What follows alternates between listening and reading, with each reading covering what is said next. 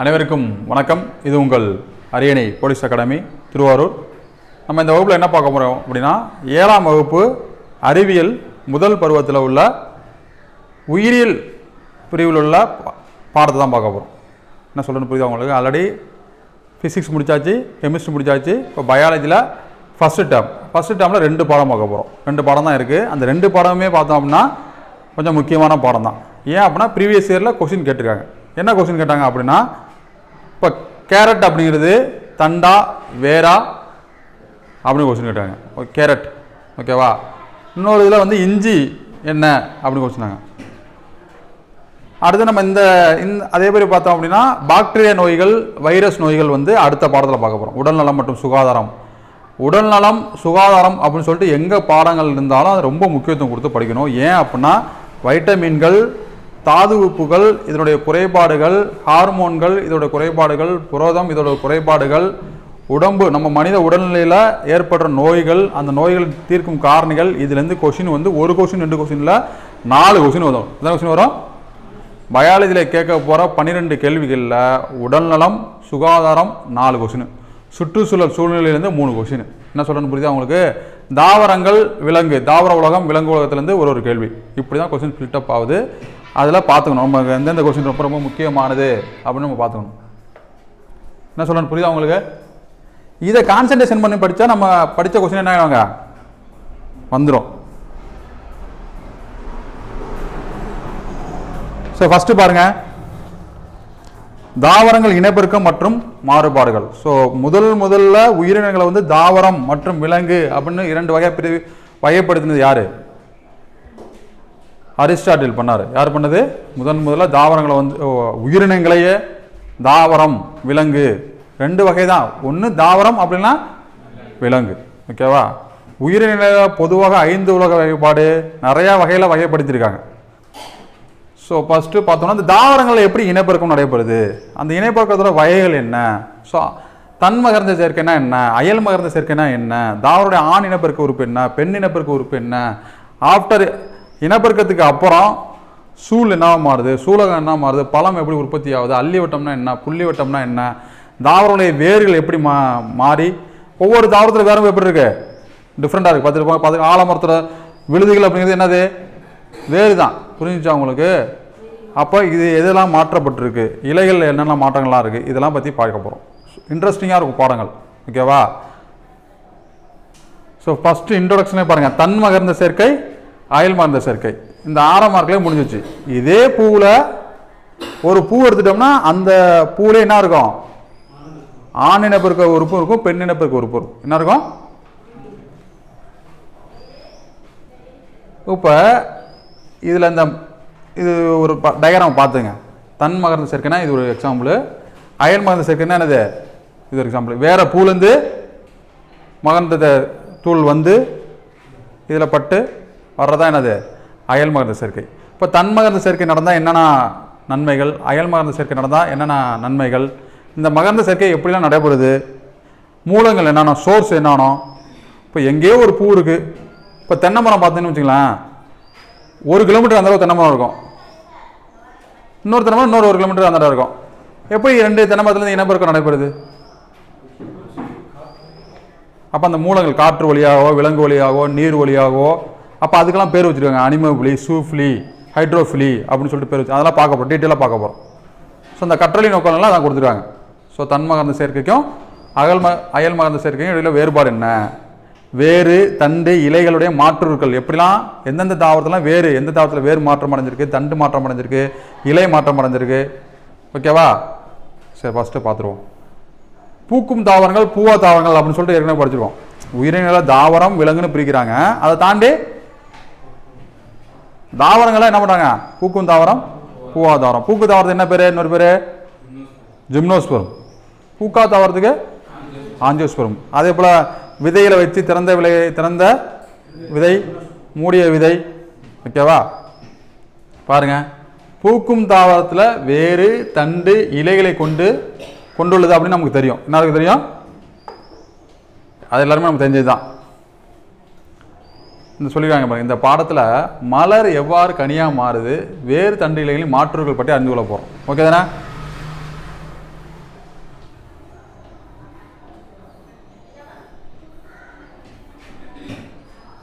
பாருங்க, விதைகளின் மூலம் நோட் பண்ணி வச்சுங்க, விதைகளின் மூலம் தாவரங்கள் உருவாகும் நிகழ்ச்சியை பாலின இனப்பெருக்கம் அப்படின்னு அழைக்கப்படுறோம். ஸோ பாலின இனப்பெருக்கம், பாலிலா இனப்பெருக்கம் அப்படின்னு 2 வகை இருக்கு. அதில் விதைகள் மூலம் நடந்துச்சுன்னா அது என்னது? விதைகள் இல்லாமல் பிற வழியில் நடக்கிற இனப்பெருக்கம் பாலிலா இனப்பெருக்கம். ஓகேவா? ஸோ பாருங்க, பாலின இனப்பெருக்கம்னா என்னது? மகரந்த சேர்க்கை கருவுறுதல் மூலமாக ஒரு மலரிலிருந்து விதைகள் உருவாகிறது. இதுக்கு பாலின இனப்பெருக்கம் அப்படின்னு நமக்கு தெரியும். பாருங்க, இது ஒரு பூ. இந்த பூவுடைய பாகங்கள் அப்படிங்கிறது நமக்கு ரொம்ப ரொம்ப முக்கியமானது. கேட்பாங்க, இந்த என்ன கொஸ்டின் கேட்பாங்க அப்படின்னா, இந்த பூவில் வண்ணமயமாக காட்சியளிக்கின்ற அந்த இடத்துக்கு பேர் என்னது? பூவிற்கு அடியில் பச்சை கலரில் இருக்குல்ல, அது என்ன பேர்? ஃபர்ஸ்ட் பாருங்க, அல்லிவட்டம், புள்ளிவட்டம் அப்படின்னு 2 இருக்கு. என்ன இருக்கு பாருங்க. இந்த கலர்ஃபுல்லாக இருக்கு பார்த்தீங்களா, எல்லா ஃப்ளவர்லையும் கலர்ஃபுல்லாக இருக்கிறது என்னது? புள்ளி இதழ். என்னது? கீழே கிரீன் கலர்ல இருக்கு, அது என்னது? அல்லி இதழ். ஓகேவா? அடுத்தது மகர்ந்த தாழ்வட்டம், சூலக வட்டம் 2 இருக்கு. என்ன இருக்கு? இந்த மகர்ந்த தாழ்வட்டம் தான் என்னன்னு பார்த்தோம் அப்படின்னா ஆணினப்பெருக்க உறுப்பு. என்னது? ஆணினப்பெருக்கு. இது ரொம்ப ரொம்ப முக்கியமானது. மலரின் ஆணினப்பெருக்க உறுப்பின் பெயர் என்ன அப்படின்னு கேட்பாங்க. என்னது? மகர்ந்த தாழ்வட்டம். பெண்ணினப்பெருக்க உறுப்பு சூலக வட்டம். பொதுவாக மலர்னு எடுத்துட்டோம்னா அல்லிவட்டம், புள்ளிவட்டம், மகர்ந்த தாழ்வட்டம், சூலக வட்டம். அல்லிங்கிறது என்னது? என்னது? அதான் என்ன கலர்ல இருக்கும்? கிரீன் கலர் இருக்கும். எல்லாரும் இப்போ கத்திரிக்காய் பார்த்துட்டீங்களா? கத்திரிக்காய் எப்படி இருக்கும்? சில இதில் பார்த்தீங்க அப்படின்னா காய் காய்ச்ச பிறகு அந்த அல்லி இதழ் என்ன ஆகிடும்? கீழே விழுந்துடும். சில இதில் என்ன ஆகும்? அதிலே ஒட்டியிருக்கும். புரியுதா? புரியல? அல்லி இதழ், புள்ளி இதழ், அல்லிவட்டம், புள்ளிவட்டம், இதெல்லாம் சேர்ந்தது மலர். இனப்பெருக்க உறுப்பு அப்படின்னு பார்க்குறப்ப ஆண் இனப்பெருக்க உறுப்பு, பெண் இனப்பெருக்க உறுப்புன்னு சொல்லிட்டு ஒரே மலரில் தானே இருக்கு. என்ன சொல்றேன்னு புரியுதா உங்களுக்கு? அப்போ மகர்ந்த தாழ்வட்டம் அதை எடுத்து பார்க்குறப்ப அதில் என்னென்ன இருக்கு? இங்கே பாருங்க, இதை ஸ்கேன் பண்ணி போட்டுருவாங்க. மகர்ந்த தாள் அப்படிங்கிறது இது ஃபுல்லாக சேர்ந்து தானே அது மகர்ந்ததில். அதில் மகர்ந்த கம்பி, மகர்ந்த பை. என்னது? சூலகத்தில் பார்த்தோம்னா கீழே சூர்பை, அதுக்குள்ள சூள், மேலே சூள் முடி, சூள் தண்டு, சூலகம், இதெல்லாம் இருக்கு. புரிஞ்சுச்சா? இந்த சூலகமும் மகர்ந்தமும் சேர்ந்து தான் என்ன ஆகுது? கருவுறுதல் நடைபெறுது, இனப்பெருக்கம் நடைபெறுது, புதிய விதைகள் உருவாகுது. புரிஞ்சுச்சா? மலரில் எவ்வளோ விஷயம் இருக்குது பார்த்தீங்களா? ஸோ நம்ம சொன்னதான் மலரின் பாகத்தை நம்ம சொன்னோம்ல, அதான் போட்டிருக்காங்க. பசுமை நிறத்தில் இருக்கிறது என்னது? வெண்மை நிறத்தில் இருக்கிறது என்னது? ஊமத்தம் பூவில். இங்கே செம்பருத்தியில் நமக்கு தெரியும் ரெட் கலரில் இருக்கிறது என்னது? அல்லியா புள்ளியா? புள்ளி வட்டம். என்ன வட்டம்? புள்ளி. புள்ளி வட்டம், அல்லி வட்டம் எல்லாம் கொடுத்துருக்காங்க. இன்னும் சூப்பராக கொடுத்துருக்காங்க பாருங்க. இன்னும் கொஞ்சம் ஜூம் பண்ணி, அல்லி வட்டம் அல்லது அல்லி இதழ், மகர்ந்த தாள், மகர்ந்தங்களை உண்டு பண்ணக்கூடிய ஆண் இனப்பெருக்க உறுப்பு. சூழ்தண்டு மற்றும் சூழ்முனைப்பட்டு கொண்டது இது பெண் இனப்பெருக்க உறுப்பு. 2 விஷயம். ஆண் இனப்பெருக்க உறுப்பு எது? பெண் இனப்பெருக்க உறுப்பு எது? கொடுத்துருக்க மலர்ல அல்லி வட்டம் எது? புள்ளி வட்டம் எது? 4 விஷயம் முக்கியமானது. இதெல்லாம் ஓகே தான். ஸோ பாருங்க, இந்த மலரை என்ன பண்ணுறாங்கன்னா நம்ம பார்த்து அப்படியே தனித்தனியாக பிரித்து கொடுத்துருக்காங்க. அல்லி வட்டை தனியாகவும் சூலக வட்டை தனியாகவும் பிரித்து சொல்லியிருக்காங்க. அது ஒன்றும் பெரிய விஷயம் இல்லை. மலரை 2 வகையாக பிரிக்கிறாங்க. என்ன பிரிக்கிறாங்க? முழுமையான மலர், முழுமையற்ற மலர். இதெல்லாம் கொஸ்டின் கேட்க கிடையாது, தெரிஞ்சுக்கிறோம். என்ன பண்ணுறோம்? ஒரு மலரில் இந்த சொன்ன பார்த்தீங்களா, புள்ளி வட்டம், அல்லி வட்டம், மகர்ந்ததாள் வட்டம், சூலக வட்டம், இது எல்லாமே இருக்குது அப்படின்னா அது என்னது? முழுமையான மலர். இது இல்லை அப்படின்னா முழுமையற்ற மலர். ஓகேவா? சில இதில் பார்த்தோம் அப்படின்னா மலர்கள் தனித்து இருக்கும். சில இதில் பார்த்தோம்னா மலர்கள் என்ன இருக்கும்? சேர்ந்து இருக்கும். என்ன சொல்லணும்னு புரியுதா? சில இதில் என்ன இருக்கும்? மலர் என்ன இருக்கும்? தனித்து இருக்கும். சில இதில் இது ரொம்ப முக்கியமானது. கொஸ்டினை பாருங்களேன். சூலக வட்டத்தை பெறாமல் உள்ளதோ எந்த மலர் மகர்ந்த தாள்களை பெற்று சூலக வட்டத்தை பெறாமல் உள்ளதோ அது என்னது? ஆண் மலர் சொல்றாங்க. என்ன மலர்? ஆண் மலர். சூலக வட்டத்தை பெற்று மகர்ந்த தாள் இல்லாமல் உள்ளதோ அது என்னது? பெண் மலர். பனைமரத்தில் பார்த்துறீங்களா? ஆண் பனைமரம், பெண் பனைமரம் இருக்குது பார்த்துறீங்களா? பார்த்துறீங்களா இல்லையா? அது எந்த பனைமரம் காய்க்கும், எந்த பனைமரம் காய்க்காது? பெண் காய்க்குமா, ஆண் காய்க்குமா?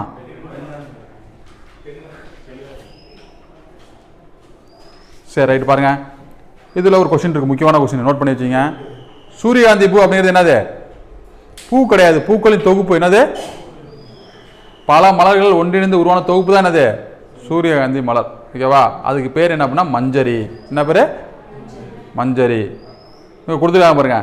வெட்டு காயங்களை குணமாக்குவது எது? எது? இது மாதிரி கொஸ்டின் தான் கேட்பாங்க. நம்ம படிக்கிற பாடம் எப்படி கொஸ்டின் எப்படி வைப்பாங்க? வெட்டுக்காய் பூண்டு, கிணட்டடி பூண்டு என்று அழைக்கப்படும். இதுதான் கொஸ்டின். ட்ரைடாக்ஸ் ப்ரோகும்பன்ஸ் எழுதிங்க. இதை மட்டும் எழுதிங்க. ட்ரைடாக்ஸ் ப்ரோகும்பன்ஸ் கோடு போட்டு வெட்டுக்காயங்களை குணப்படுத்தும். இதற்கு வேறு என்ன பேர்? வெட்டுக்காய் பூண்டு அல்லது கிணட்டடி பூண்டு. இதுவும் என்னதான்? ஒரு மஞ்சரி தான். இப்போ மஞ்சரிக்கு உதாரணம் அப்படி கொடுக்குறாங்க அப்படின்னா எல்லாருமே என்ன பண்ணிடுவாங்க? சூரியகாந்தி எழுதிடுவாங்க. ஆனால் என்ன எழுத மாட்டாங்க? ட்ரைடாக்ஸ் ப்ரோகும்பன்ஸ் மறக்கவே கூடாது. சொல்லுங்க, இது எதுக்கு யூஸ் ஆகுது? இதெல்லாம் பயன்படுத்தணும், பயன்படுத்துறது கிடையாது.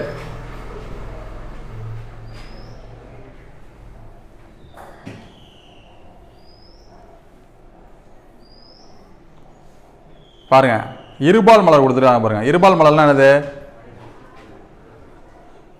இருபால் மலர், ஒருபால் மலர்.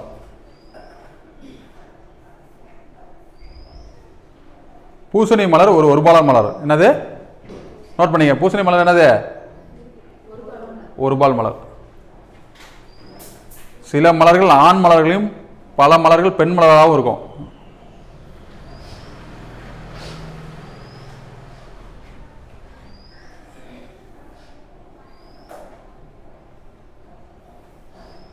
இதெல்லாம் முக்கியம் கிடையாது. பார்க்கலாம்.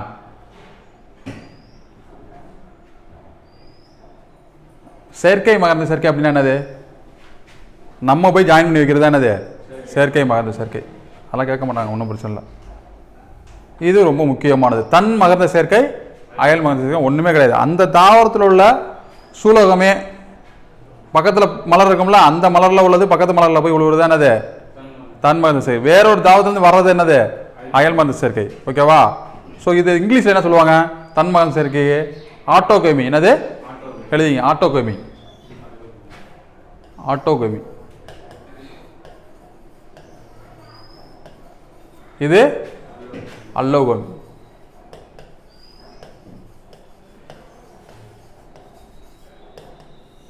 புரிஞ்சுச்சா?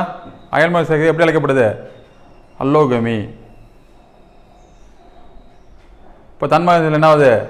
அந்த மலரில் உள்ள சூலகம், சூழ் மகரந்தம் ரெண்டு சேர்ந்து வருவது என்னது? இதுதான் மகரந்தம். அப்படி தானே? மகரந்தம் தான் எங்கே போகுது? சூழ்பை போகுது. பக்கத்து பூலேருந்து இந்த பூலேருந்து இங்கே வருது என்னது? அயல் மகரந்த சேர்க்கை. ஓகேவா? நோட் பண்ணி வச்சிங்க. உதாரணத்துக்கு அவரை, அவரை எந்த குடும்பத்தை சேர்ந்தது அப்படின்னா பேபேசி குடும்பம். அதெல்லாம் கேள்வி கேட்க மாட்டாங்க. அவரை எந்த வகை, அவரையில் எந்த வகை மகரந்த சேர்க்கை நடைபெறுது அப்படின்னா தன் மகரந்த சேர்க்கை. என்ன மகரந்த சேர்க்கை? அவரை அப்படின்னு போட்டு தன் மகரந்த சேர்க்கை. தக்காளி தன் மகரந்த சேர்க்கை. தக்காளிலாம் பாருங்க எப்படி மகரந்த சேர்க்கை அப்படின்னு நடைபெறுதுன்னா பூச்சிகள் மூலமா. எது மூலமா நடக்குது? பூச்சிகள்னா பூச்சிகள் மூலம் நடந்த மகரந்த சேர்க்கை என்ன பேரு? எண்டமோஃபிலி. எண்டமோஃபிலி எழுதிங்க.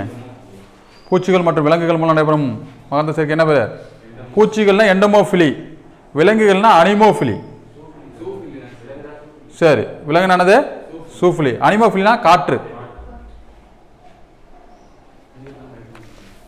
பாருங்களேன், இந்த பூச்சிகள் என்ன பண்ணுது? உட்காந்து இழந்திருக்குதுல, பூச்சிகள் தாவரத்தை உட்காந்து எழுந்திருக்க ஆடும்ல அந்த தாவரம். தக்காளிலாம் ரொம்ப இதாக தானே இருக்கும்.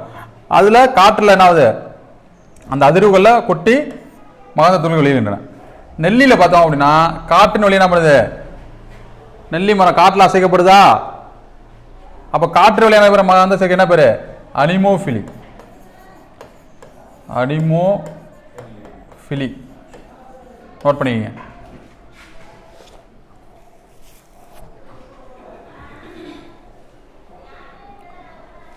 பூசணி, ஒருபால் மலர்களில் இப்போ இருபால் மலர்கள் அங்கேயே என்ன இருக்குது, அல்லி வட்டம் புள்ளி வட்டம் எல்லாமே இருக்கும்.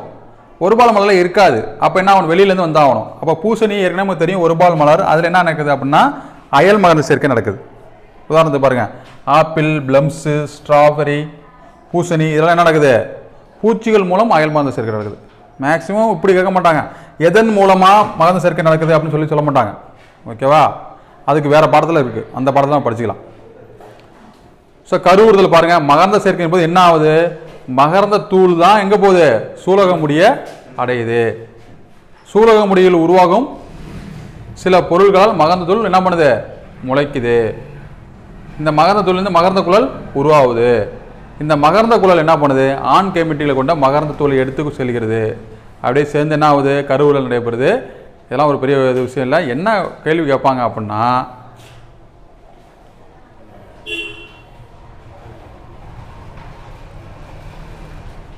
இது எழுதிங்க, இதான் கொஸ்டின். என்ன ஆகுது, கருவுறுதல் நடந்த பிறகு என்ன ஆகுது, கருவுறுதல் நடந்த பிறகு என்னென்ன மாற்றங்கள் ஏற்படுது, அல்லிகள் கீழே உதிர்ந்து விடுகிறது. என்ன ஆகுது, அல்லிகள் அப்படிங்கிறது என்னது, கலராக இருந்துச்சுல, அல்லி அப்படிங்கிறது கிரீனா, புள்ளி அப்படிங்கிறது கிரீனா, தான் கரெக்டு தான். அல்லி வந்து கிரீன் கிடையாது. எது கிரீனு, அல்லி வட்டமா, புள்ளி வட்டம். சரி பாருங்க, புள்ளி வட்டம் கனியோடு ஒட்டி நிலைத்திருக்கும். ஓகேவா, அல்லி அப்படிங்கிறது மேலே உள்ள கலர் ஃபுல்லானது, புள்ளி அப்படிங்கிறது என்னது, கிரீனாக உள்ள அந்த காம்போட இருக்கும். அல்லிகள் கீழே உதிர்ந்து விடுது, காணாம போயிடும். மகரந்த தாள் வட்டம் என்ன ஆயிடுது, உதிர்ந்து விடுகிறது, அதெல்லாம் இருக்காது. சூர்பை கனியா மாறி எழுதிங்க, சூர்பை என்ன மாறுது, கனியா மாறுது. நம்ம நினச்சிட்டு இருக்கோம், இதெல்லாம் எவ்வளோ பெரிய ஒரு சயின்டிஃபிக்கான ஒரு விஷயம் நினச்சி பாருங்க. பூவா இருக்கு, பிஞ்சா மாறுது, காயா மாறுது, கனியா மாறுது. சிலதை நம்ம கனியை சாப்பிட்றோம், சிலதை காயை சாப்பிட்றோம், சிலதை இலையை சாப்பிட்றோம், சிலதை தண்டை சாப்பிட்றோம், எல்லாத்தையுமே சாப்பிட்றோம். மகரந்த தாள் வட்டம் உதிர்ந்துட்டு சூர்பை கனி, அது ரொம்ப ரொம்ப முக்கியமானது. சூலக தண்டு சூர்பை என்ன ஆயிடுது, உதிர்கிறது, சூலகம் கனியாக மாறுகிறது. பார்த்தாச்சு. அது சூழ்கள் விதையாக மாறி எழுதிங்க, அதான் முக்கியமான. எது விதையாக மாறுது, சூலகம், சூர்பை எல்லாம் கனியாக மாறுது, சூழ் வந்து விதையாக மாறுது.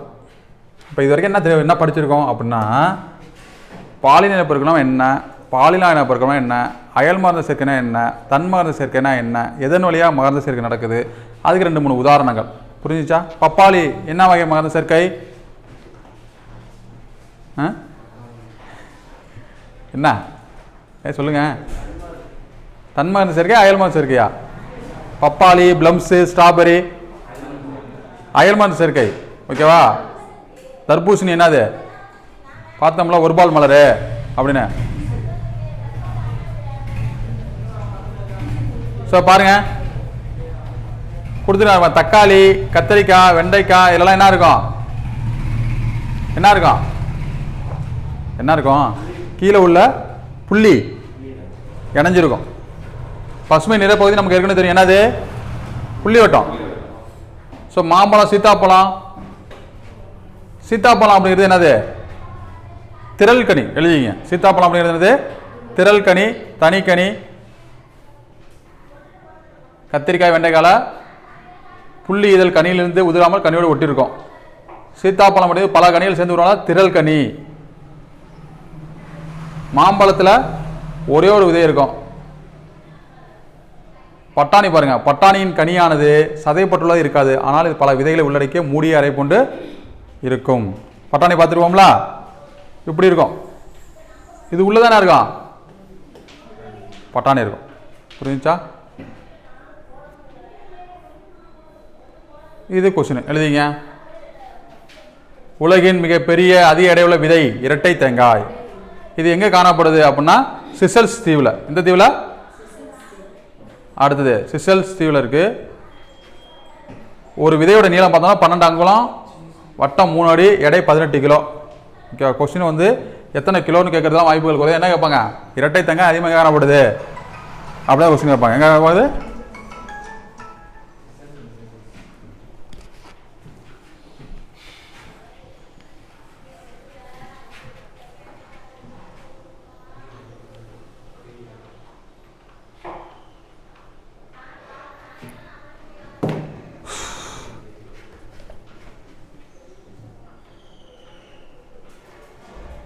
அடுத்தது பாருங்க, சிறிய விதை. என்ன விதை?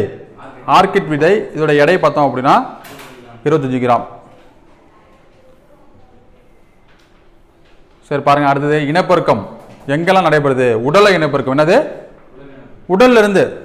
அதாவது பார்த்தோம் அப்படின்னா வேறு, தண்டு, இலைகள் இதெல்லாம் என்ன தாவரத்தோட இனப்பெருக்கத்துக்கு பயன்படுது. இதுதான் கொஸ்டின். கீழ்கண்டவற்றில் எந்த உறுப்பு தாவரத்தோட இனப்பெருக்கத்துக்கு பயன்படுவதில்லை? கீழ்கண்ட தாவரங்களில் எந்த உறுப்பின் வழியாக ஒளிச்சேர்க்கை நடைபெறுகின்றது?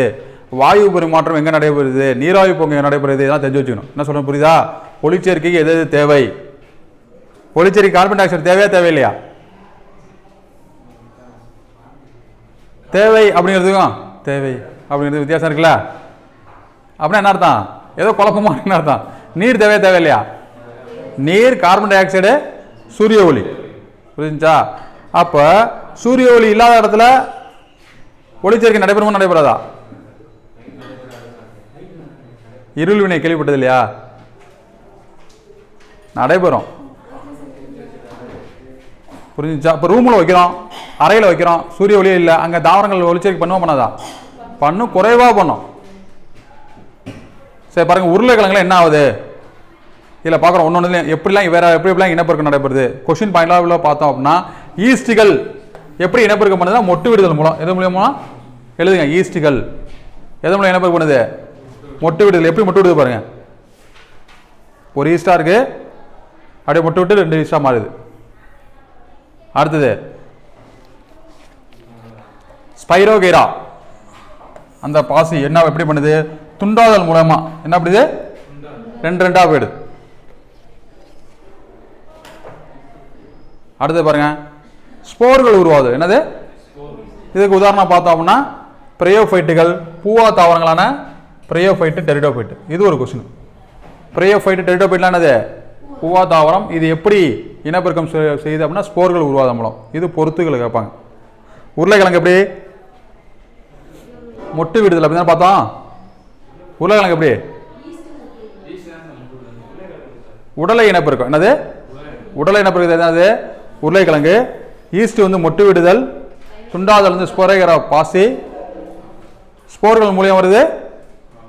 பார்த்துங்க, ஸ்போர்னா எப்படி பார்த்துங்க. இதை எதுக்கு நம்ம புக் வச்சு நடத்துகிறோம்? மைண்டில் பதிகிறது தான். புரிஞ்சுச்சா? ஸோ தாவர உறுப்புலையும் மாற்று உறுப்புகள் தான் ரொம்ப ரொம்ப முக்கியமானது. இதுலேருந்து என்ன பண்ண போகிறாங்க? கொஸ்டின் கேட்பாங்க. சப்போஸ் கேட்டாங்கன்னா இந்த வகையை கேட்கலாம். துண்டாதல், மொட்டு விடுதல், ஸ்போர்கள் உருவாதல், பொறுத்துகளை கேட்கலாம். தன்மகர்ந்த சேர்க்கை, அயல் மருந்து சேர்க்கை உதாரணம் கேட்கலாம். இப்போ பாருங்க, கேரட்டு, புல், வெங்காயம், உருளைக்கிழங்கு எல்லாம் எப்படி இருக்கு? ஒன்றும் டிஃப்ரெண்டாக இருக்கு. இருக்கா இல்லையா? கொடுத்துட்டாங்க பாருங்க. நான் முன்னக்கூடிய கேரட் என்னது? காய் அல்ல, அது என்னது? ஆணி வேர். என்ன வேறு? இந்த ஆணி வேர் தான் என்ன பண்ணிருக்கு? கேரட்டாக மாறி இருக்கு. இதே போல மற்ற தாவங்களை பார்க்கலாம் அப்படின்னு சொல்லி கொடுத்துருக்காங்க. எழுதி கேரட் அப்படிங்கிறது என்னது? கேரட். ரூட்டு. ரூட் என்னது? வேறு. பாருங்க, இதில் கொஞ்சம் பார்த்துக்கலாம். சேமிப்பு வேர்கள் என்னது? பீட்ரூட். இது என்னது? பீட்ரூட். என்னது? வேறு. சப்பாத்திகள் என்னது? இது தண்டு. நல்லா தெரிஞ்சு. இது என்னது? தண்டு. இதுதான் என்னது? இலை. முள்ளு முள்ளா இருக்குல்ல, அது என்னது? இலை. அது என்ன மாதிரி இருக்கு? முட்களா மாறி இருக்கு. தரைமேல் தண்டு. இது என்னது? தண்டு. ஆலமரம், துணைவேறு, பற்று வேறு, பட்டாணி. இது ரொம்ப ரொம்ப முக்கியமான குறிச்சிங்க. வாயு பரிமாற்றம் நடைபெறுது. எங்கே நடைபெறுது? வாயு பரிமாற்றம் வேர்கள் மூலியமாக நடைபெறும் தாவரம் எது? அவினீசியா. எது? தரையொட்டி தண்டு. ஓகே, ஒன்றும் பிரச்சனை இல்லை. இதில் உறிஞ்சும் வேர்கள், கஸ்குட்டா. ஒட்டுண்ணி தாவரம் எது? கஸ்குட்டா சொல்லலாம். சரி பாப்போம், இங்கே பார்ப்போம். இலைகள் ஒளிச்சேர்க்கை செய்வதற்கேற்ப என்ன பண்ணுது? தம்மை தகவமைத்துக் கொள்ளுது. ஒவ்வொரு இடத்துலையும் கிடைக்கிற நீரின் அளவை பொறுத்து அது என்ன பண்ணுது? இலைகள் மாறுகின்றது. ஓகேவா? அப்போ உதாரணத்துக்கு பறவைகளுடைய இறக்கை அப்படிங்கிறது என்னது? முன்னங்கால். புரிஞ்சுச்சா? மீனுடைய வால் அப்படிங்கிறது என்னது? துடுப்பு அப்படிங்கிறது என்னது? பின்னங்கால். அப்படிதானே? வால் தான் என்ன பண்ணிருக்கு? துடுப்பா மாறி இருக்கு. இப்போ மீனோட டைரக்ஷனை மாற்றுறது எது?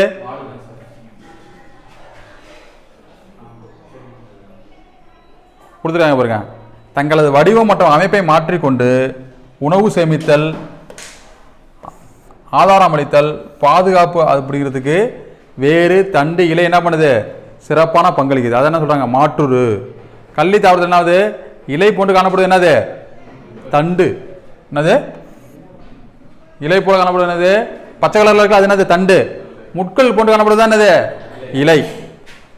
எதுக்காக இருக்கு? நீராவி போக்க தவிர்ப்பதற்காக. ரொம்ப வறண்ட இடத்துல என்ன ஆகும்? அது முளைச்சிருக்கும். தண்ணி இல்லாத இடத்துல இருக்கும் கள்ளி முளைச்சிருக்கும். பார்த்தீங்களா? கல்லில் நிறைய வகை இருக்கு. ஒளிச்சேர்க்கையானது எதன் மூலியமா நடைபெறுது? தண்டி மூலியமா நடைபெறும். அப்போ தண்டின் மூலியம் என்ன ஆகும்?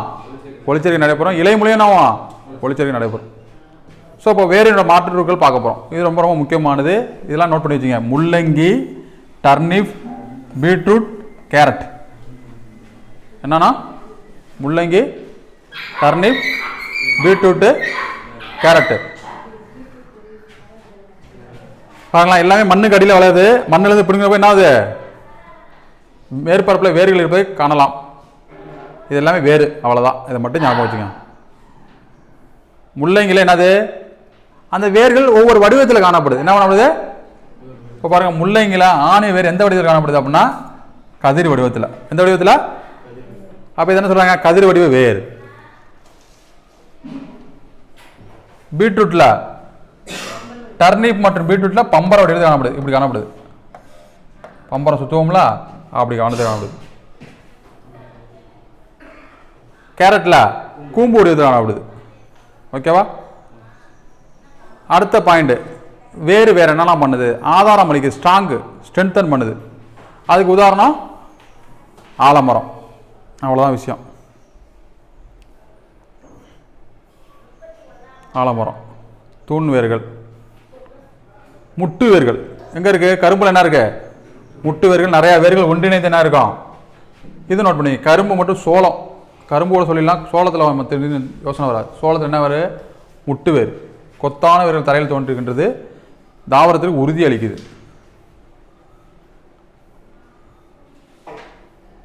அடுத்தது பற்று வேர்கள், வெற்றிலை, மிளகு கொடி. மிளகு என்னவா? மிளகு என்னது? கொடி. தெரியுதா? மிளகு என்ன கிடையாது? தாவரம் கிடையாது. தாவரம் தான், மரம் வகை கிடையாது. இதெல்லாம் பார்த்தோம் அப்படின்னா பற்று வேர்கள் எங்கே தோன்றுது? கனிவிடை பகுதியிலேருந்து தோன்றுது. அப்படியே மேலே கொடியாக போகிறதுக்கு.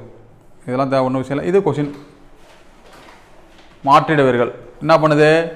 வேரிலிருந்து தரையிலேருந்து தோன்றாமல் தரை மட்டத்துக்கு மேலே என்ன ஆகும்? மேலே வரும். இது பேர் என்னது? மாற்றிட வேர்கள். அது உதாரணம் தான் என்னது? அவினிஷியா. இது எங்கே காணப்படுது அப்படின்னா சதுப்புன தாவரத்தில் காணப்படுது. ஓகேவா? சதுப்புன தாவரம் எங்கே காணப்படுது? நம்ம தமிழ்நாட்டில் பிச்சாவரம், முத்துப்பேட்டை, பள்ளிக்கரணை. ஓகேவா? இது பாருங்க, எழுதிங்க. இதுதான் முக்கியம். இதான் கொஸ்டின். நிமிட்டோஃபோர்கள் அப்படின்னா என்ன? இப்போ சுவாசிக்கும் வேர்கள் எல்லாருக்கும் தெரிஞ்சிடும். என்ன தெரிஞ்சிடும்? அந்த சுவாசிக்கும் வேருக்கு இன்னொரு பேர் தான் இது நிமிட்டோஃபோர்கள். என்னது? நிமட்டோஃபோர்கள். ஓகேவா? இதுக்கு உதாரணம் சொல்லுங்க. நிமட்டோஃபோர்கள் காணப்படும் தாவரத்துக்கு உதாரணம் அப்படின்னு எதை சொல்லணும்? அவினிஷியா.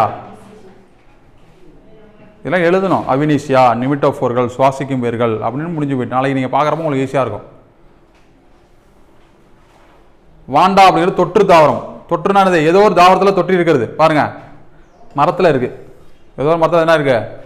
முளைச்சிருக்கு. அது என்ன பண்ணுது? காற்றிலிருந்து ஈரப்பத்தை உறிஞ்சி ஒளிச்சேர்க்கைக்கு பயன்படுத்துது. வாண்டா அப்படிங்கிறது என்னது? தொற்று தாவரம். அவினிஷியா அப்படிங்கிறது என்னது? சுவாச வேர்கள். ஓகேவா? நெப்பத்னஸ்லாம் என்னது? குடுவை தாவரம், பூச்சிவின தாவரம், வாலிஸ்னேரியா. பாருங்க, உறிஞ்சும் வேர்கள், ஹாஸ்டோரியா அல்லது உறிஞ்சும் வேர்கள். இந்த வேர்கள் என்ன பண்ணுது அப்படின்னா ஏதாச்சும் இறைகள் வந்து அது மேலே வந்து இருக்கிறப்ப என்ன பண்ணுது? உறிஞ்சி எடுத்துரும். ஓகேவா? ஸோ பிற மரங்களிலிருந்து தாவரங்களிலிருந்து பறந்து தனது உறிஞ்சி வேர்கள் மூலம் ஓம்புயிரி தாவரமான திசுகளை துளைத்து அதில் உள்ள ஊட்டச்சத்து என்ன பண்ணுது? உறிஞ்சுக்குது. ஹாஸ்டோரியா, நெமட்டோஃபோர் மாதிரி இது என்னது?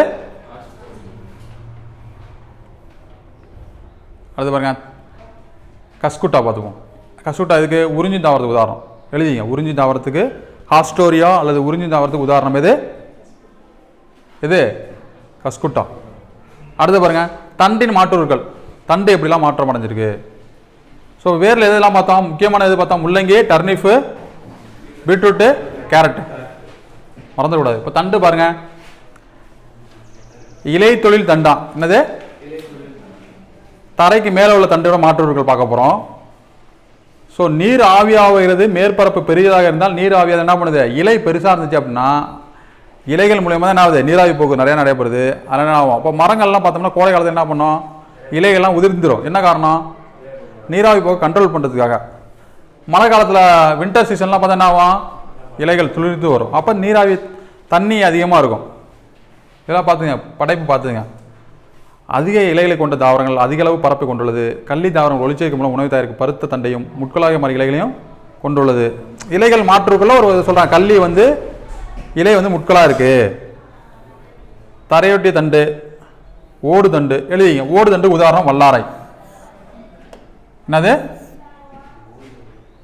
சில இதில் பார்த்தீங்கன்னா தண்டு தரையிலேயே போகும், பார்த்துறீங்களா, தண்டை பிடுங்கணும்னா லைட்டாக அதுலேயே என்ன இருக்கும், வேறு இருக்கும். வல்லாரைக்கீரை பார்த்துங்க. ஸ்டோலன் அப்படின்னு எழுதிங்க. இது வந்து தண்டுடைய மென்மையான இலையாகும். என்னது,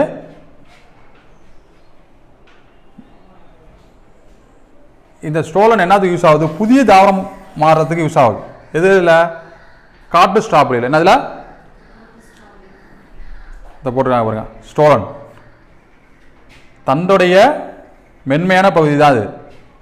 ஆனால் இது பின்னர் என்ன மாறுது, இதுலேருந்து வேர்கள் உருவாகி புதிய தாவரங்கள் உற்பத்தி ஆகுது.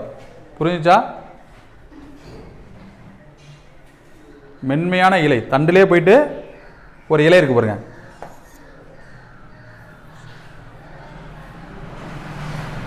தரைகள் தண்டு அல்லது சக்கர், இதெல்லாம் கொஸ்டின் கேட்பாங்க, முக்கியமானது எழுதிங்க. தரைக்கு கீழே தண்டு ஓடுறது, அதுக்கு உதாரணம் என்னது, கிரைசாந்திமம். தரைகள் தண்டுக்கு உதாரணம் என்னது சொல்லுங்க, பாருங்க, தரை கீழே ஓடுது. குட்டையான ஓடு தண்டு உதாரணம் என்னது, வெங்காய தாமரை. அப்போ அந்த வெங்காய குமிழா காணப்படுது, அது என்னது, இது தண்டு, தெரியுதா. இதில் இது இலை, இது என்னது தண்டு. இது முக்கியமானது. இந்த தண்டுகள் தரைக்கு கீழே மட்டநிலை தண்டு, கந்தம், கிழங்கு, குமிழம் அப்படின்னு 4 வகையாக காணப்படுது. அதுக்கு ஃபஸ்ட்டு உதாரணம் மட்டநிலை தண்டு என்னது, இஞ்சி அப்படிங்கிறது என்னது தண்டு. இஞ்சிங்கிறது என்னது, இப்போ இஞ்சி எடுத்து பார்த்தோன்னா இந்த பாருங்க, இஞ்சியில் சின்ன சின்னதாக வேறு காணப்படும்.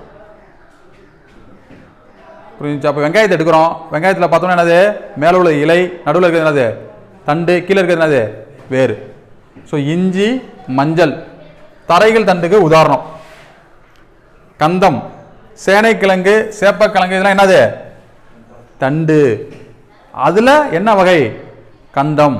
புரிஞ்சுச்சா, புரியுதா புரியலையா, வேறுன்னு சொல்லிவிடக்கூடாது. சேனைக்கிழங்கு, சேப்பக்கிழங்குலாம் என்னது தண்டு. உருளைக்கிழங்கு தண்டு, இது என்ன வகை, கிழங்கு வகை.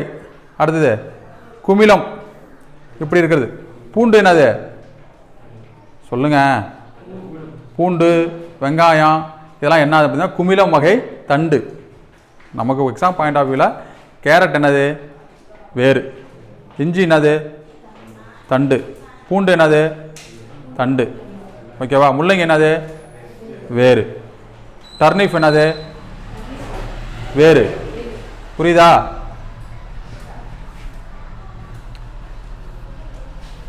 இப்போ இலை, இப்போ இதுக்கு முன்னாடி என்ன ஃபஸ்ட்டு என்ன பார்த்தோம், வேரோட மாற்றுகள் பார்த்தோம். அடுத்தது இலையோட மாற்றுகள், தண்டோட மாற்றுகள் பார்த்தோம். இப்போ என்ன பார்க்க போகிறோம், இலையோட மாற்றுகள் பார்க்க போகிறோம், ஓகேவா. ஸோ சில இதில் இலைகள் வந்து முட்களாக மாறி இருக்கும், பற்று கம்பியில் மாறி இருக்கும்.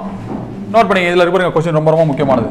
குளோரியோ சூப்பர்பா அப்படிங்கிறது என்னது, செங்காந்தல் மலர், தமிழ்நாட்டின் மாநில மலர். பைசம் சட்டைவம் அப்படிங்கிறது என்னது பட்டாணி, அதில் அந்த செடியில் மாறி இருக்கு. எழுதிங்க. அகேசியா ஆரிகுலிஃபார்ம்ஸ், அகேசியா ஆரிகுலிஃபார்மிஸ் தாவரத்தில் இலைங்காம அகன்று இலை போன்ற அமைப்பு உருவாக்கின்றது. இது இலை செய்ய வேண்டிய ஒளிச்சேர்க்கை பணி என்ன பண்ணுது, மேற்கொள்கிறது.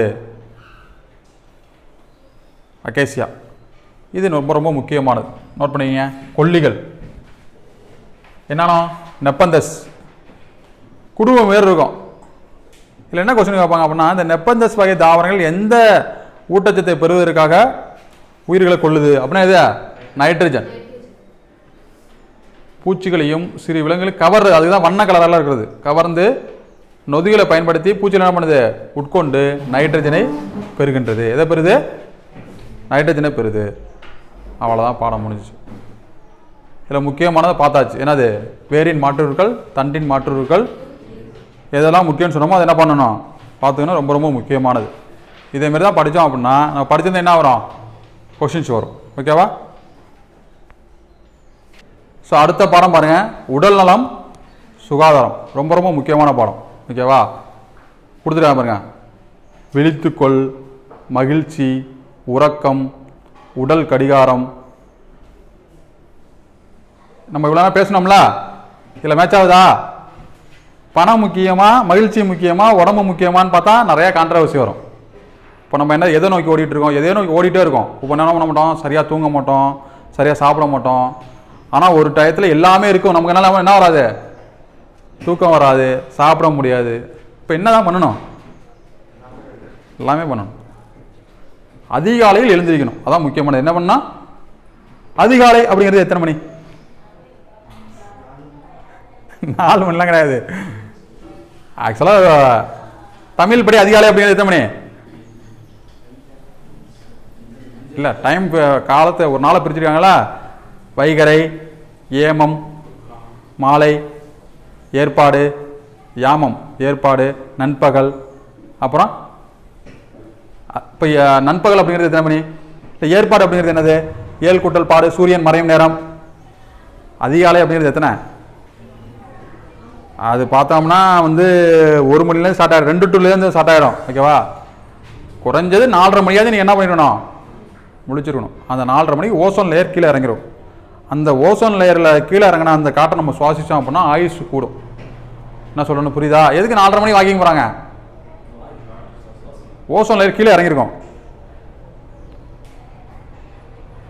மகிழ்ச்சி அப்படிங்கிறது ரொம்ப ரொம்ப முக்கியமானது. அதாவது நம்ம சோகமாக இருந்தால் ஒரு உறுப்பு பாதிப்படையுமா, என்னது, மனக்கவலையாக இருந்தால் செரிமானம் ஏற்படாது. அப்படியே உடல் கடிகாரம் மாரி தான், ஒன்று லிங்க்டு ஆனது, என்னது, தொடர்புடையது. புரியுதா என்ன சொல்கிறேன்னு? புரியுதா உங்களுக்கு?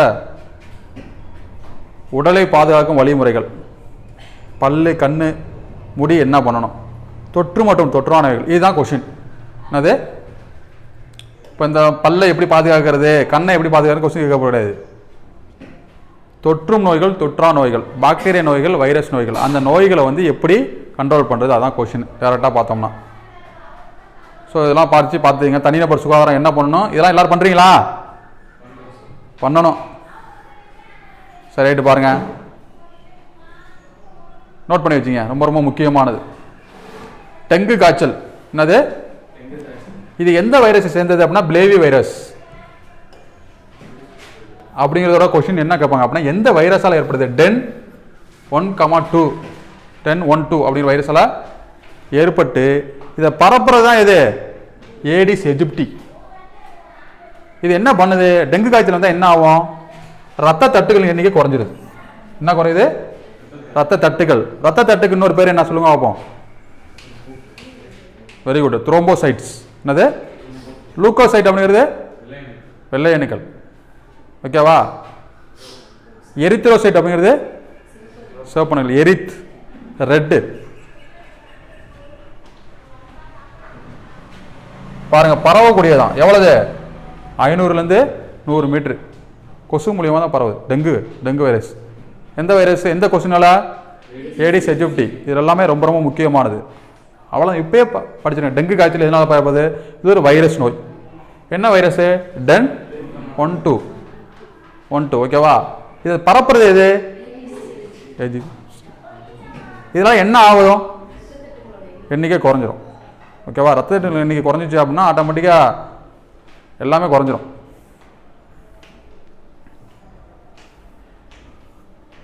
ஏன் சுகாதாரத்தை பற்றி படிக்கிறோம், இப்போ என் பக்கத்தில் உள்ளவங்களும் உடம்பு சரியில்லை, அதை பற்றி நான் கவலை பண்ணுமா ஆனாமா? படணும். ஏன்? பரவிடும். என்ன சொல்லணும்னு புரியுதா உங்களுக்கு? இப்போ நான் எனக்கு ஏதாச்சும் இருக்குது, நான் சமூக அக்கறை இருக்கணுமா வேணாமா? ஒரு எய்ட்ஸ் நோயாளி நினச்சா என்ன பண்ணலாம்? பரப்பி போடலாம். புரியுதா இல்லையா உங்களுக்கு? பரப்பலாமா வர முடியாதா? அப்போ இது வந்து சமூக அக்கறையோட இருக்கணும். அதுக்கு தான் சொல்கிறது, இந்த எய்ட்ஸ் நோயெல்லாம் என்ன பண்ணணும்? எய்ட்ஸ் நோய் கட்டிப்பிடிக்கலாம். கட்டிப்பிடிக்கலாம். புரிஞ்சுச்சா? அவங்கள வந்து வேற்றுப்படுத்தி, அவங்கள தனிமைப்படுத்தி, அவங்க மனதளவில் அவங்க பாதிக்கக்கூடாது. திடீர்னு சமூக விரோதியாக மாறிடுவாங்க. இது ரொம்ப ரொம்ப முக்கியமானது. என்னது? இதுலேருந்துலாம் கொஸ்டின் எடுக்கிறாங்க. ஈறுகளில் இரத்த கசிவு, இது வந்து பற்களை பாதிக்கிற நோய்கள். அதில் பார்த்தீங்கன்னா வைட்டமின் சி என்னாகும்? ஈறுகள் ரத்தப்போக்கு ஏற்படும்.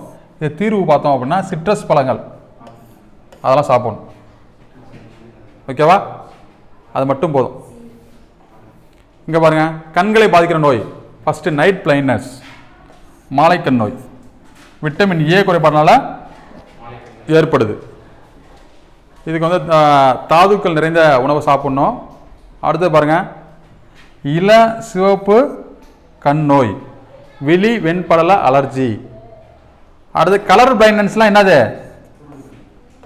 மரபணு நிலை அப்படின்னா நம்ம ஜெனட்டிக் ப்ராப்ளம். அது என்னது? Genetic problem. அப்பா கண்ணாடி போட்டிருந்தாருன்னா பிள்ளை என்ன பண்ணியிருப்பாங்க? அதனால தான் நம்ம வந்து அந்த கலர் பிளைண்ட்னஸ் இருந்ததுன்னா மெடிக்கல் அன்ஃபிட் பண்ணுறது. ஓகேவா? பாருங்க, இதுக்குன்னு தனியாக சிகிச்சை முறையெல்லாம் கிடையாதான். கண்ணாடி பயன்படுத்தணும், இல்லைன்னா கான்டாக்ட் லென்ஸ் பயன்படுத்தணும். தலைமுடி பராமரிப்பு நமக்கு தேவையில்லை. ஓகேவா? நோய்களை பற்றி பார்க்க போகிறோம். ஸோ நோய்களை பொறுத்தளவுக்கு தொற்று நோய்கள், தொற்றா நோய்கள் அப்படின்னு இருக்கு. ஸோ பரவக்கூடிய நோய் என்னது? தொற்று நோய்கள். அதில் ஃபஸ்ட்டு பார்க்க போகிறது பாக்டீரியா நோய். காச நோய், காலரா, டைஃபாய்டு. நோட் பண்ணிங்க இந்த மூணும். காச நோய், காலரா மற்றும் டைஃபாய்டு. 3 பாக்டீரியா நோய் கொடுத்துட்டு ஒரு வைரஸ் நோய் கொடுப்பாங்க. என்ன கொடுப்பாங்க? 3 பாக்டீரியா நோய் கொடுத்துட்டு ஒரு வைரஸ் நோய். இதில் வேறுபட்டது எதுன்னு கேட்பாங்க. புரிஞ்சுச்சா உங்களுக்கு? பாருங்க, எதன் மூலியமாக பரவுது? காற்று, நீர், பிற உயிர்கள் மூலமாக என்னது பரவுது? ஃபர்ஸ்ட் காச நோய் பார்ப்போம். ஸோ காச நோய் அப்படிங்கிறது ஒரு என்ன நோய்? ஃபர்ஸ்ட் பரவு நோய், அப்புறம் பாக்டீரியாவால் பரவு நோய். அதான் முக்கியமானது. அதில் எந்த bacteria? Micro bacterium tuberculosis. Note பண்ணிங்க, ரொம்ப ரொம்ப முக்கியமானது. இதெல்லாம் கேட்பாங்க. காச நோய் எந்த உயிரால் ஏற்படுகிறது? டிபி, மைக்ரோ பாக்டீரியம் டியூபர்குலே. காற்றின் மூலம் பரவுது.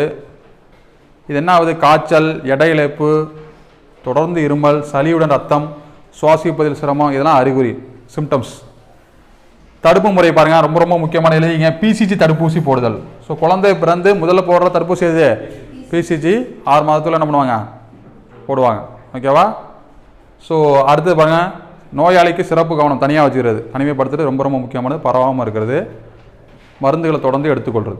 அடுத்து பாருங்க, காலரா, விப்ரிய காலரா. என்ன கொஸ்டின் கேட்பாங்க? ஃபர்ஸ்ட் காலரா அப்படின்றது பாக்டீரியா நோயா, வைரஸ் நோயா? பாக்டீரியா நோய். இது எந்த பாக்டீரியாவில் ஏற்படுது? விப்ரியோ காலரே அப்படிங்கிற பாக்டீரியாவில் ஏற்படுது. இது எதனால ஏற்படுது? அசுத்தமான நீர் அதெல்லாம் குடிக்கிறதால ஏற்படுது. இது வந்தால் என்ன ஆகும்? வயிற்றுப்போக்கு ஏற்படும், தசைவலி, வாந்தி இதெல்லாம் ஏற்படும். அப்போ நமக்கு வயிற்றுப்போக்கு இருக்குது, தசைவலி இருக்குது, வாந்திலாம் வருது அப்படின்னா நம்ம என்ன பண்ணோம்? செக் பண்ணணும். ஓகேவா?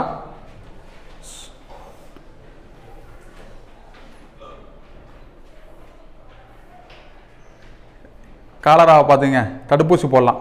ஓகேவா? அடுத்து இப்போ கொடுத்தீங்க, ரொம்ப ரொம்ப முக்கியமாக டைஃபாய்டு. டைஃபாய்டு அப்படிங்கிறது ஒரு வகையான என்னது? ஜுரம். இதில் என்ன ஆகுது பாருங்கள், 104 டிகிரி ஃபாரன்ஹீட் வரைக்கும் ரொம்ப டெம்பரேச்சர் என்ன ஆகுது? இன்க்ரீஸ் ஆகுது. சாலமோனெல்லா டைஃபி அப்படிங்கிற ஒரு பாக்டீரியால ஏற்படுது. இதுவும் பசியின்மை, தலைவலி இதனால் ஏற்படுது. புண், தடிப்புகள் எல்லாமே ஏற்படுது.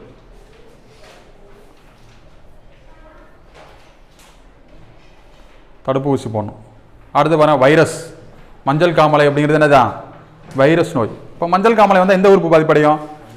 வெரி குட், கல்லீரல். இந்த நோய் வந்ததுன்னா எந்த உறுப்பு பாதிப்படையும் அப்படிங்கிறத பார்த்தோம். அதுவும் எக்ஸாம்பிள் என்ன பண்ணுவாங்க? கொஸ்டின் கேட்பாங்க. ஸோ வைரஸ் நோய்கள் மஞ்சள் காமாலை, சின்னம்மை, ரேபிஸ். ஸோ ஃபஸ்ட்டு மஞ்சள் காமாலை பாருங்கள். ஹெப்படைட்டிஸ் ABCDE இருக்குது. என்ன இருக்குது? Hepatitis B virus. நோட் பண்ணிங்க. ஓகேவா? பசியின்மை, அனோரெக்சியா, பசிக்கவே பசிக்காது, உண்மையிலே பசிக்காது, வாந்தி வரும், உடம்பெல்லாம் என்ன ஆகும்? போட்டுருக்காங்க பாருங்க. அசுத்தமான நீர், பாதிக்கப்பட்டவர்கள் பயன்படுத்துகிற ஊசிகள், அந்த ஊசியை இவங்களுக்கு போட்டாங்கன்னா என்ன ஆகுதான்? மஞ்சள் காமாலை வைரஸ் நோய். என்ன ஆகுது? சிறுநீர், கண்களின் மஞ்சள் நிறம் தோன்றுதல், இதெல்லாம் முக்கிய அறிகுறி. ஓகேவா? அடுத்து பாருங்க தட்டம்மை. எழுதிங்க. வாரிசெல்லா ஜோஸ்டர். வாரிசெல்லா ஜோஸ்டர். வாரிசெல்லா அப்படின்னு அழைக்கப்படுற நோய் எது? தட்டம்மை. ஓகேவா? காற்றின் மூலம் கூட பரவுதான். தடிப்புகள், காய்ச்சல், தலைவலி இதெல்லாம் ஏற்படுது. இதுக்கு என்ன பண்ணணும்? தடுப்பூசி போடணும். சின்னம்மை தடுப்பூசி போடணும். நோட் பண்ணிங்க. இது ரொம்ப ரொம்ப முக்கியமானது. வெறிநாய்க்கடி. என்னது? ரேபிஸ். இது ஒரு அபாயகரமான நோய். நாய், முயல், குரங்கு, பூனை கடிப்பதால் உருவாகுது. உமிழ்நீரில் என்ன ஆகுது? வைரஸ்கள் நரம்பு வழியாக மூளைக்குள் நுழையிறது. ஹைட்ரோஃபோபியா. நோட் பண்ணி வச்சுங்க. இது பாதிப்படைஞ்சிச்சு அப்படின்னா நீரை கண்டு பயப்படுறது. ஹைட்ரோஃபோபியா. சொல்லுங்க. இதெல்லாம் எழுதுறீங்களா? ரொம்ப ரொம்ப முக்கியமானது. ஹைட்ரோஃபோபியா அப்படின்னா என்னது? ரேபிஸ் பாதிக்கப்பட்டவங்களுக்கு நீரை கண்டு பயப்படுறது. 2 முதல் 12 வாரங்கள் காய்ச்சல், நடத்தையில் மாற்றம், நாய் மாதிரியே பண்ணுறது, இதெல்லாம் இது ரேபிஸ். ஓகேவா? ஸோ ஆரம்ப கட்டத்தில் ரேபிஸ் கண்டுபிடிக்க கடினமா. 2 முதல் 12 வாரங்கள் என்ன பண்ணுமா? தோன்றுமா. 2 வருடங்களும் ஆகலாமா. தடுப்பூசி கண்டிப்பாக போடணும். ரேபிஸ்க்கான, வெறிநாய்க்கடிக்கான அந்த மருந்து கண்டுபிடிச்சாது லூயி பாஸ்டர். ஓகேவா? அடுத்து தொற்றா நோய்கள் பாருங்கள்.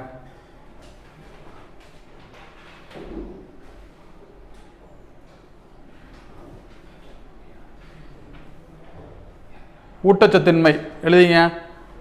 மெலனின் குறைபாடு. என்னது? லூகோடெர்மா என்பது அப்படிங்கிறது தோலின் சில பகுதி அல்லது மொத்த பகுதியில் நிறமி இழப்பில் ஏற்படுது. நோட் பண்ணிங்க. ரொம்ப முக்கியமானது. லூகோடெர்மா.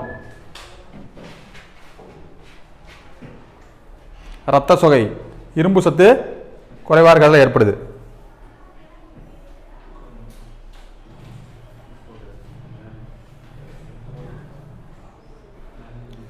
பார்த்தோம்ல. இரும்பு சத்திரை மாத்திரை என்ன பண்ணலாமா? வாய் வழியாக உட்கொள்ளலாம். ஊசிகளாக எடுப்பது என்னது? விளைவில் ஏற்படுத்துமா. புரிஞ்சா? இரும்பு அப்படிங்கிறது ரொம்ப ரொம்ப முக்கியமானது. இரும்பு சத்து. ஸோ முதலுதவி தெரியும். முதலுதவி அப்படிங்கிறது என்னது? உயிரை பாதுகாக்கிறதுக்கு, வலிக்கு நிவாரணம் அளிக்கிறது அந்த டயத்துக்கு, எமர்ஜென்சி. ஓகேவா? சரி, தீக்காயம் அடுத்து பார்க்க போகிறது என்னது? தீக்காயத்தில் 3 ஸ்டேஜ் இருக்குது. முதல் நிலையில் மேல்புற தோலில் இதாகிறது. இதே மாதிரி இருந்துச்சுன்னா லைட்டாக பட்டதுன்னா என்ன ஆகும்ல? 2வது டெர்மிஸ், அந்த தோலை பாதிக்கிறது. 3வது என்னது? முழு ஆழத்தில் தோலினை அழைத்து அடிப்படை திசையில் சிதைக்குது. பெரும்பாலும் தோல் ஓட்டுதல் தேவைப்படுது. Skin grafting. அதெல்லாம் பெருசாக கேட்க மாட்டாங்க.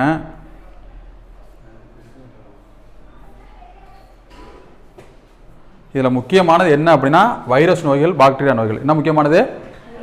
பாடம் முடிஞ்சிச்சு. ஓகேவா? அது எந்த இதில் பரவுது, அதோடைய விளைவுகள் என்ன ஆகுது, அதை எப்படி தீர்க்கிறது. ஓகேவா? இதுதான் முக்கியமானது. இதுலேருந்து கொஸ்டின் கேட்கறது வாய்ப்பு இருக்கா இல்லையா? அப்படின்னா அதிக வாய்ப்புகள் இருக்குது. திரும்ப திரும்ப படிக்கணும். ஃபஸ்ட் டைம் கிளாஸ் அட்டன் பண்ணோம், அடுத்து என்ன பண்ணோம்? படிக்கணும். இதை மட்டும் சொல்லுங்கள். ரேபிஸ் அப்படிங்கிறது என்னது? Very good. ஹைட்ரோஃபோபியா, நீரை கண்டு பயப்படுறது. காலரா, சாலமோனா டைஃபியா,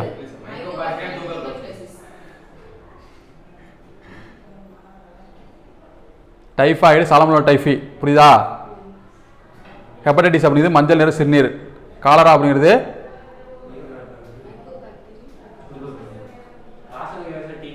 காசு நோய், மைக்கோபாக்டீரியம் டியூபர்குலோசிஸ். இப்போ வேற என்ன மிச்சம் இருக்கு? காலரா, கால் தசை. காலரா வந்துச்சுன்னா ரொம்ப இதாகிடும்ல. கொடுத்துருக்காங்க பாருங்க. நம்ம இதில் எக்ஸாம்பிள் கொஸ்டின் வைக்கலாம்ல, அனாலஜி மாதிரி. Typhoid bacteria, hepatitis virus. புரியுதா? காச நோய் காற்று மூலியமா பரவுது, காலரா நீர் மூலியமா பரவும்.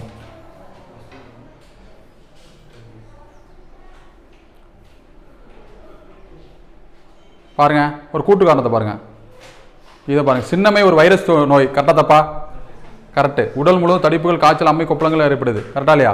கரெக்டு. கூற்று 1 மற்றும் 2 சரி. இதான் கொஷின். நம்ம கொஷினாக படித்தோம்னா கொஞ்சம் கஷ்டமாக இருக்கும், இதேமாரி படித்தோம்னா கொஞ்சம் ஈஸியாக இருக்கும். கொஞ்சம் லேட்டானாலும் பிரச்சனை கிடையாது, நம்ம என்ன பண்ணலாம், ஒரு தெளிவு கிடைக்கும். ஸோ அடுத்த வகுப்பில் நம்ம என்ன பார்ப்போம், 7th பயாலஜியில் செகண்ட் டைம் பார்ப்போம். ஓகேவா? அனைவருக்கும் அரியணை போலீஸ் அகாடமி சார்பாக வெற்றி வாழ்த்துக்கள். நன்றி, வணக்கம்.